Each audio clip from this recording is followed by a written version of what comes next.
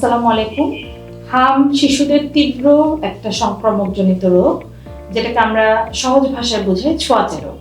আজকে আমরা কথা বলবো হাম নিয়ে, জানবো হামের লক্ষণ, হাম হলে আমরা কি করব, কিভাবে ঘরে ম্যানেজ করব এবং কিভাবে এর জটিলতাগুলোকে ম্যানেজ করব, কখন হাসপাতালে যাব এবং কিভাবে হাম প্রতিকার করব। আমরা সবাই জানি যে শিশুরা সাধারণত হামে বেশি আক্রান্ত হয়। এটা একটা ভাইরাস জনিত রোগ। মিজেলস নামক ভাইরাস দিয়ে আমাদের বাচ্চারা হাম বা মিজেলসে আক্রান্ত হয়। এখন হাম হয়েছে আমার বাচ্চাটির, এই জিনিসটা আসলে আমরা কি করে বুঝবো, যে জিনিসটা আমাদের সবচেয়ে বেশি জানা জরুরি।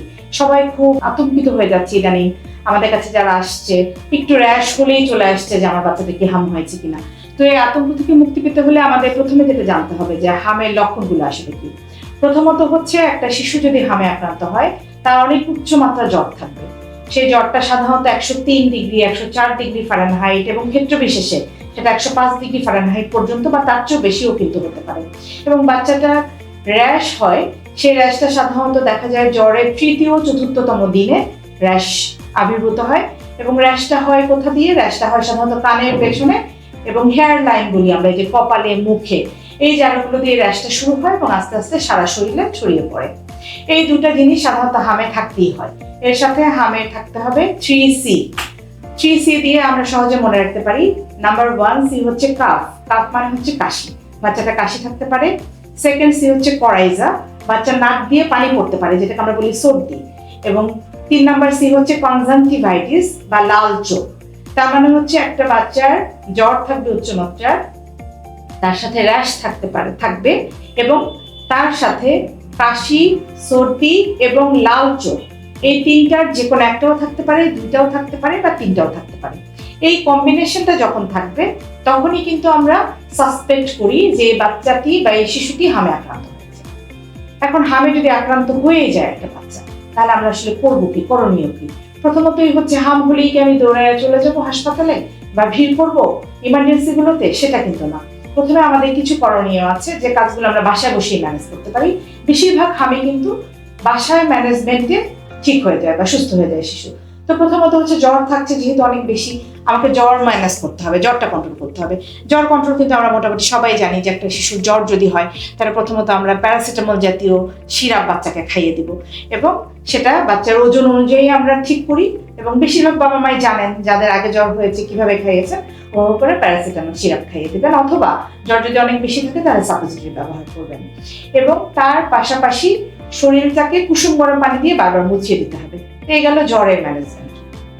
দ্বিতীয়ত, সাসপেক্টেড হাম যদি হয়, যে আমি সন্দেহজনক হাম আমার বাচ্চাটির হয়েছে, তাহলে আমরা ভিটামিন এ ক্যাপসুল বাচ্চাটিকে খাইয়ে দেবো।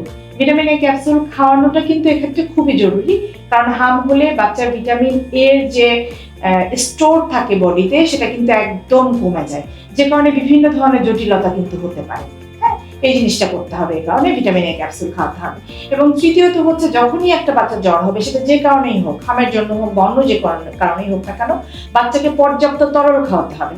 এখন বাচ্চাটি যদি এমন হয় যে শুধুমাত্র বুকের দুধ খাচ্ছে, সেই বাচ্চার বুকের দুধের পরিমাণটা স্বাভাবিকের একটু বাড়িয়ে দিতে হবে। বাচ্চা যদি বুকের দুধ ছাড়া অন্যান্য খাবারে খায়, 6 মাসে বড় বাচ্চাদের ক্ষেত্রে যেটা আমি বলি, সেক্ষেত্রে কিন্তু অন্যান্য তরল খাবার যেটা, সেই খাবারটাকে বাড়িয়ে দিতে হবে। এবং পাশাপাশি আমাদেরকে লক্ষ্য রাখতে হবে যে বাচ্চাটির আর কোনো জটিলতা হচ্ছে কিনা, এটা জানা খুবই জরুরি। জটিলতাগুলো যদি আমাদের বাবা মারা জানেন, তাহলে তারা বুঝবেন যে কখন আমি বাচ্চাটিকে হাসপাতালে নিয়ে যাব। সে কারণে জটিলতাগুলো খুব ইম্পর্টেন্ট। প্রথমত, যে জটিলতাটা খুব খারাপ, খুব ডেঞ্জারাস বলি আমরা বা বিপজ্জনক বলি, সেটা হচ্ছে মস্তিষ্কে প্রদাহ বা এনকেফালাইটিস। তো সেক্ষেত্রে বাচ্চার খিঁচুনি হতে পারে, বাচ্চা অজ্ঞান হয়ে যেতে পারে, বাচ্চা অ্যাবনর্মাল বিহেভিয়ার করতে পারে, এই ধরনের কিছু যদি থাকে, সেক্ষেত্রে অবশ্যই দ্রুত ইমার্জেন্সি বা হাসপাতালে চলে যেতে হবে। দ্বিতীয়ত হচ্ছে ডায়রিয়া, এক্সেসিভ ডায়রিয়া মেজেলসের সাথে হতে পারে।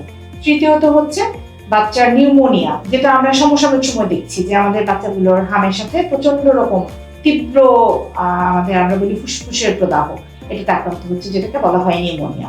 এছাড়া অন্ধত্ব হতে পারে এবং এমনকি কানের ইনফেকশন, এই ধরনের জটিলতা হতে পারে। তো আমরা যদি কোনো জটিলতা পাই, তাহলে অবশ্যই দ্রুত হাসপাতালে চলে যাব। এখন আসি সবচেয়ে ইম্পর্টেন্ট, যেটা প্রতিকার।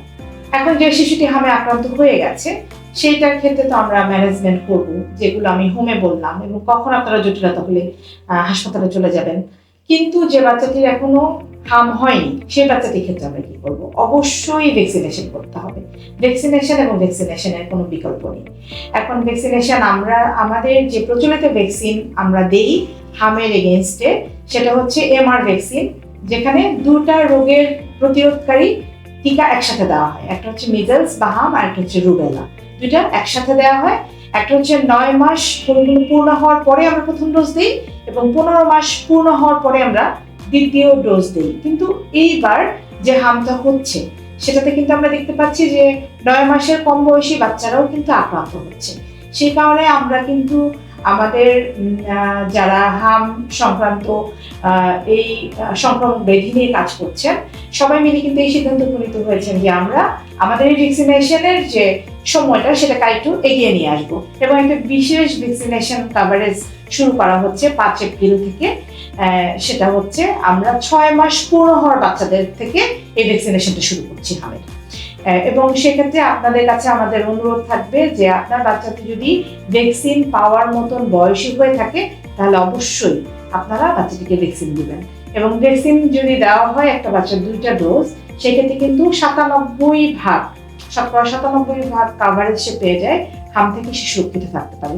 সেই ক্ষেত্রে এমন না যে ভ্যাকসিন দিলে বাচ্চাটি হামে আক্রান্ত হবেই না, সেক্ষেত্রে কিন্তু 3% সম্ভাবনা থেকেই যায় বাচ্চাটা ভ্যাকসিন দিলেও হাম হতে পারে। কিন্তু যেটা ভালো খবর সেটা হচ্ছে যে ভ্যাকসিন যদি দেওয়া থাকে একটা বাচ্চার, তার ক্ষেত্রে যদি হাম হয়ও সেক্ষেত্রে কিন্তু খুব তীব্র জটিলতাগুলো হয় না। সাধারণ ভাইরাস জ্বরের মতন করে কিন্তু হামটা হয় এবং বাচ্চাটা সুস্থ হয়ে যায়, কোনো জটিলতা হয় না। এবং এই যে আমাদের সমসাময়িক সময় এত মৃত্যুর খবর আমরা পাচ্ছি সন্দেহজনক হামে, সেই সম্ভাবনাটা কিন্তু একদমই কমে যায়। সুতরাং আমরা সবাই চেষ্টা করবো আমার বাচ্চাটিকে ভ্যাকসিনেটেড করতে। এবং আরেকটা ইম্পর্টেন্ট হচ্ছে, যেটা না বললেই নয়, এটা বলে আমি শেষ করবো, সেটা হচ্ছে আপনার শিশুটিকে আপনি এক্সক্লুসিভ ব্রেস্ট ফিডিং করাবেন। এক্সক্লুসিভ ব্রেস্ট ফিডিং মানে হচ্ছে জন্মের পর থেকে, জন্মের আধা ঘন্টার পর থেকে আমরা বাচ্চাটিকে বুকের দুধ দেওয়া শুরু করবো এবং পূর্ণ 6 মাস পর্যন্ত শুধুমাত্র বুকের দুধ খাবে একটা বাচ্চা। সেক্ষেত্রে বাচ্চাটা প্রচুর অ্যান্টিবডি পায় মায়ের কাছ থেকে, এবং বাচ্চার এই অ্যান্টিবডিগুলো কিন্তু মায়ের কাছ থেকে যেগুলো পায় সেগুলো কিন্তু তার অ্যান্টিবায়োটিক হিসাবে কাজ করে এবং তার রোগ প্রতিরোধ ক্ষমতাটা অনেক স্ট্রং হয়, যেটা তাকে এই ধরনের সংক্রামক অনেক ব্যাধি থেকে তাকে রক্ষা করতে সহায়তা করে। সবাই ভালো থাকবেন। ধন্যবাদ সবাইকে।